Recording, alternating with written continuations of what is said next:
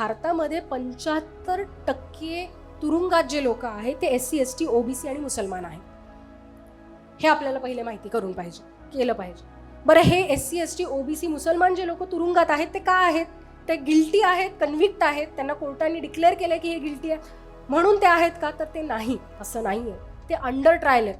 म्हणजे त्यांचं जे ट्रायल आहे कोर्टामधली ती झालीच नाही आहे वर्षानुवर्ष. ते एखादी कोंबडी चोरली ह्या आरोपाखाली 16 वर्ष त्या तुरुंगात आहेत. का? कारण त्यांना क्वालिटी लिगल रिप्रेझेंटेशन नाही आहे. ते SC ST OBC मुसलमान समाजातून येतात आणि त्यांच्याकडे हे जे लिगल नॉलेज ज्याच्याबद्दल मी सारखं एम्फसाईज करते ते लिगल नॉलेज नाही आहे, ते एज्युकेशन नाही आहे. तर आम्ही एक विषय धरला होता गेल्या 2 वर्षापूर्वी. सुकन्या शांथा नावाच्या जर्नलिस्ट होत्या, त्यांनी तो विषय आणला होता की भारताच्या तुरुंगामध्ये जाती व्यवस्था आहे.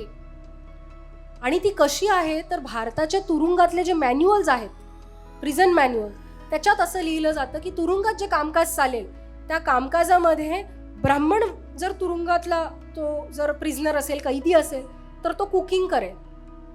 जर तो न्हावी कास्टचा असेल तर तो केस कापेल तुरुंगात. जर तो दलित मेहतर समाजाचा असेल तर तो टॉयलेट क्लीन करेल.